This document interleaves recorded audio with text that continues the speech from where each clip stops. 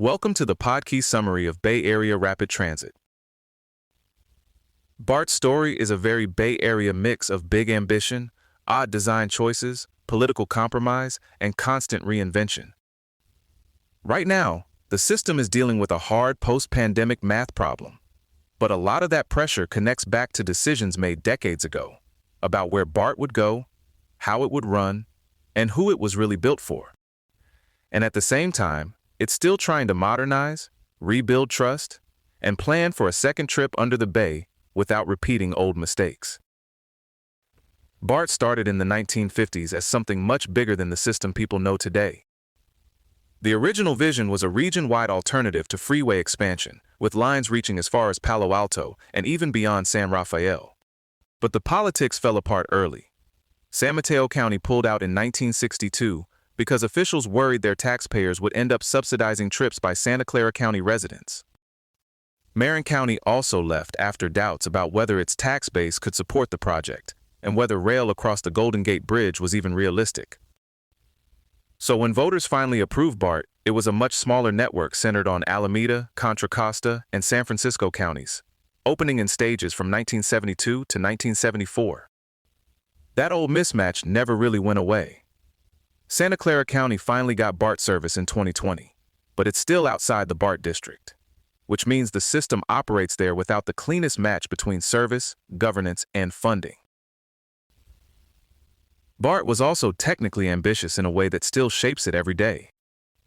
From the start, automatic train control handled normal station-to-station movement, speed control, and train separation for a major U.S. rail system that was unusually advanced. But BART didn't just automate. It also chose a 5-foot 6-inch broad gauge, custom loading dimensions, and ballastless track. Those decisions made the system distinctive, but they also locked BART into specialized wheels, brakes, and power equipment that are harder to maintain and harder to swap with anything else. And the automation problems were not abstract. Engineers warned about safety issues before service began. Those concerns were brushed aside, and some critics were fired. Then on October 2, 1972, an automatic control failure sent a train off the elevated track at Fremont Station. 4 people were injured, and the crash triggered redesigns, investigations, management changes, and even the replacement of BART's appointed board. Part of what makes BART hard to categorize is that it isn't really a classic subway, and it isn't quite conventional commuter rail either. It has a high-frequency urban trunk in the core, especially between West Oakland and Daly City, paired with long suburban branches with wider stop spacing. In that sense, it looks more like a European S-Bahn.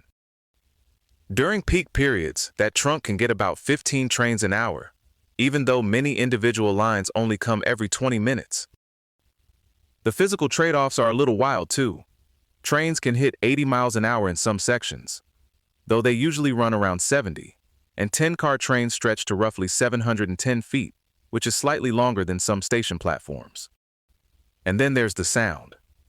BART's wheel and rail design produced noise in the Transbay Tube, so intense that one recording was described as the worst sound in the history of man and later used in the horror game Dead Space. Which is maybe not the tourism slogan the agency would choose, but it is memorable.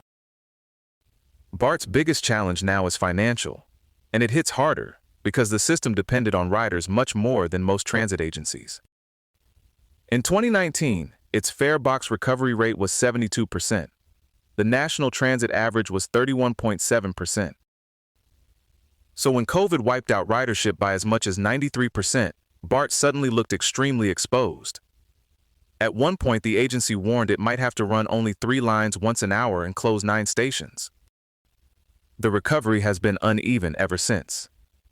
As of May 2024, weekday ridership was only 41% of pre-pandemic levels, while Saturdays were at 63% and Sundays were at 75%. That tells you a lot. Leisure trips came back better than office commuting, and BART was built around office commuting.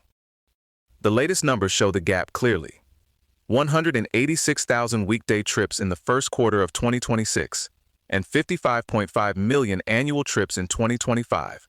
Compared with more than 423,000 average weekday riders back in fiscal year 2017.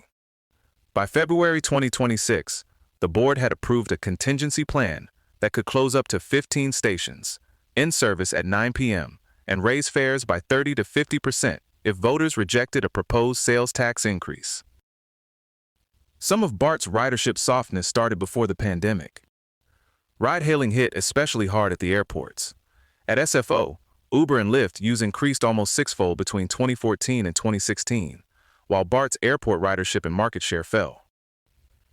Agency planners also pointed to cheaper gas and changing commute patterns. And because BART's busiest stations have historically been downtown, stops like Embarcadero and Montgomery, the whole system is unusually sensitive when downtown work habits change. Suburban stations just do not generate the same volume, so fewer office workers going into San Francisco ripples across everything. BART's public image has also been shaped by years of conflict over policing and civil liberties. After Officer Johannes Messerle fatally shot Oscar Grant in 2009, cell phone video spread widely, protests erupted, and the agency faced intense criticism over how it handled the case. That pressure eventually led to civilian oversight mechanisms. Then in 2011, BART shut down cell phone service for 3 hours to hinder protests after the officer-involved shooting of Charles Hill. That move drew comparisons to internet shutdowns during political uprisings and raised serious First Amendment and federal telecommunications questions. BART later adopted a policy limiting service interruptions to extraordinary threats to public safety or transit operations. The agency has also been criticized for withholding surveillance video of violent attacks out of concern about racial stereotyping and reputational damage, while riders sued after mob robberies. And between 2014 and 2018, reported thefts rose 128% and aggravated assaults 83%, which captures the ugly balancing act here. Safety, transparency, and equity all matter, and the system has repeatedly struggled to handle all three at once.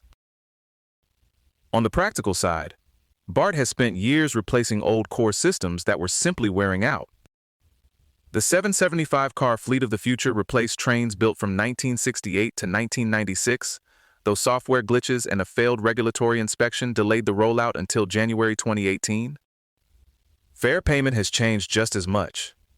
The old IBM magnetic stripe ticket system once generated up to $9.9 million a year from tiny unused balances sitting on paper tickets. Those tickets were phased out for Clipper, and since August 2025, riders have also been able to pay with contactless bank cards and mobile wallets. BART also went after fare evasion, which officials estimated involved about 5% of riders and cost $15 million to $25 million a year. The system-wide fare gate replacement finished in 2025. It was projected to cost $90 million, but officials said it cut fare evasion by more than half. Long-term, the biggest expansion idea is a second Transbay crossing. The point isn't just another BART tunnel. The concept calls for 4 bores, 2 for BART and 2 for conventional or high-speed rail. That matters because BART's broad gauge and loading gauge are incompatible with standard U.S. rail, so a shared tunnel is not simple. A second crossing could connect San Francisco directly with Capital Corridor, the San Joaquins, Caltrain, and future California high-speed rail service. It's really a response to BART's defining constraint. The existing Transbay tube is the system's essential link and also one of its biggest bottlenecks.